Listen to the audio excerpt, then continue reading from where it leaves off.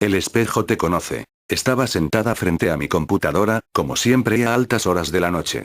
En las últimas semanas había estado lloviendo mucho, siempre comenzaba una leve llovizna a las 7 de la noche, una tormenta a eso de las 10 y culminaba con rayos y relámpagos desde la medianoche hasta el amanecer. Sentí ganas de beber algo. Me asustó pasar por toda la oscuridad hasta la cocina, pero igual me pareció una estupidez y me levanté. Esa noche me quedé hasta muy tarde, estaba entretenida oyendo música, buscando historias de terror en internet y hablando en foros o chats sobre cosas sobrenaturales.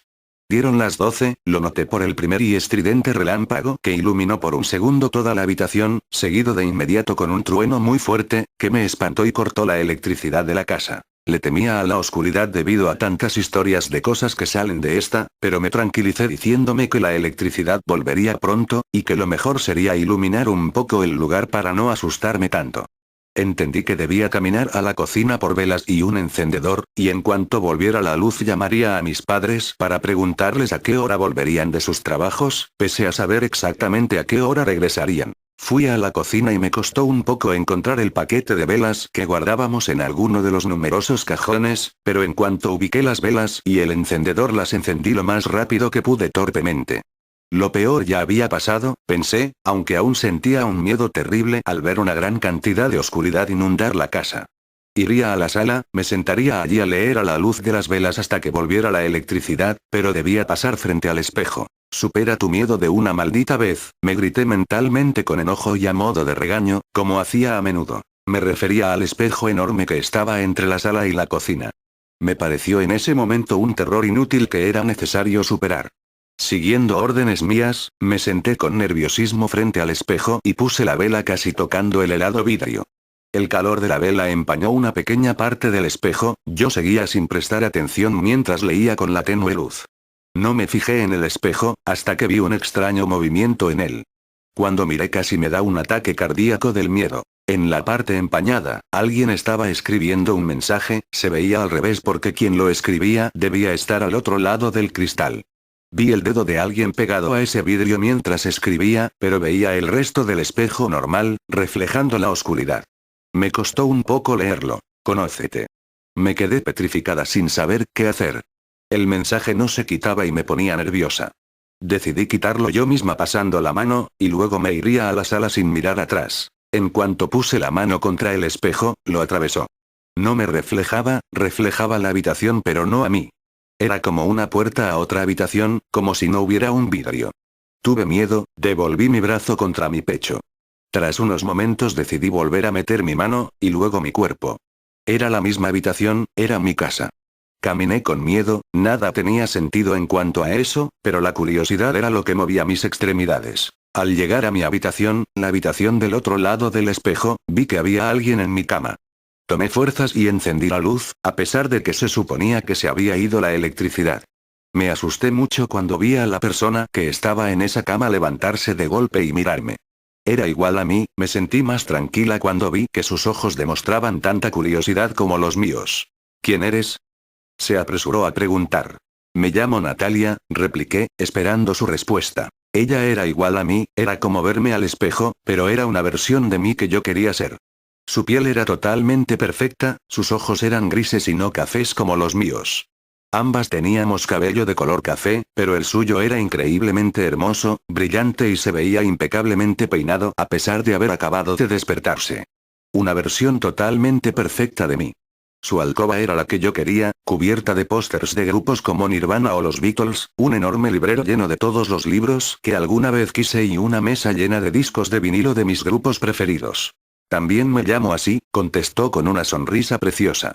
¿Por qué te pareces a mí? Ella pensó un momento, y luego pareció haber terminado de ordenar lo que diría. Claro, eres la yo reprimida. ¿Reprimida? Repetí sus palabras tanto con énfasis como intriga. ¿Viste mi mensaje?, gritó emocionada. La tormenta abrió el portal, e hice lo que pude para que vinieras. ¿Para qué querías que viniera a este lugar? ¿Leíste el mensaje, no? Conócete. Yo soy la tú libre, tu reflejo. Ese molesto vidrio siempre cubre el portal, pero lo quité gracias a la tormenta. Yo demuestro lo que eres, pero a veces no quieres verlo. Hay cosas que el cristal no te podía enseñar, pero yo lo haré. Me llevó por la casa. En cada habitación veía todos y cada uno de mis deseos reprimidos, mis anhelos ocultos bajo el manto de conformidad. Mi primer deseo se materializaba en ella, que era la justa imagen de una yo sumida en belleza y perfección. En la segunda habitación me desconcerté, había una chica muy hermosa que me miraba y sonreía. Sentí un nudo en la garganta, era mi anhelo de amor. Sonreí confundida, el amor siempre me resultaba materializado en un chico, pero ahora sí que tenía dudas. En la tercera habitación había una gran cantidad de fotos mías, de la yo perfecta, y era una escena de un museo, de un salón de la fama. Mucha gente veía mis fotos, dibujos que yo había hecho y otros tantos tenían unos audífonos pegados a la pared con una lista de reproducción de canciones en las que yo figuraba como intérprete. Tenían cara de admiración. En la cuarta habitación estaba la misma chica de la segunda habitación, con un pequeño camisón blanco y mirada lasciva. Así seguíamos por las habitaciones escarbando mis deseos, hasta llegar frente a una puerta de madera cerrada.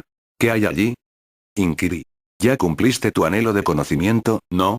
Asentí, aunque no entendía cómo su respuesta contestaba mi pregunta.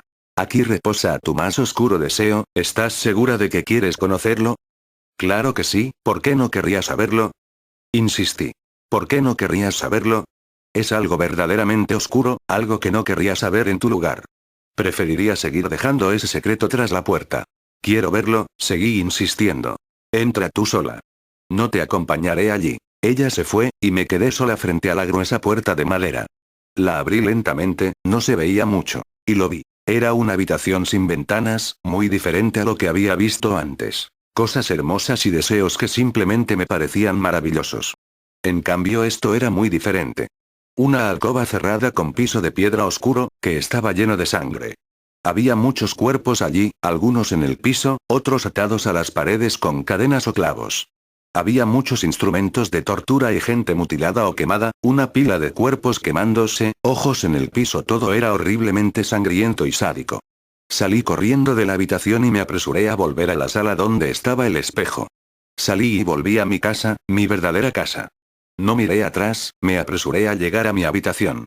Aseguré la puerta y me metí en mi cama. Me tomé una pastilla para dormir, pero no logré conciliar sueño.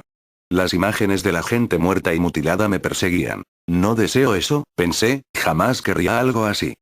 Si lo deseas, dijo una voz, y me sobresalté. Miré al pie de mi cama, y era yo, la yo perfecta, con una sonrisa algo sádica. Es lo que más reprimes y aún así lo que más deseas. No importa cuánto lo niegues. Un día estallarás, no podrás contenerlo. No deseo algo así, es horrible, aseguré. Ella guió mi mirada al lado de mi cama. Allí estaba, el cuerpo acuchillado y sin vida de mi padre, parecía que había sido asesinado recientemente, y le habían cortado una sonrisa de Glasgow. También habían quemado sus párpados y el resto de su cuerpo estaba lleno de cortes hechos brutalmente, quemaduras o algunas zonas empapadas en gasolina pero aún sin quemar. Al verlo así, con la boca quemada y los ojos de fuera, sonreí. Me gustó cómo se veía su cuerpo. Le saqué una fotografía, simplemente se veía mortalmente perfecto. Sonreí una y otra vez ante el cuerpo, verlo asesinado de forma tan violenta me causaba una sensación indescriptible que mezclaba paz, alegría, emoción y quietud. Escuché un ruido, la puerta cerrándose. Mamá está en casa, comenté. La yo perfecta sonrió de nuevo.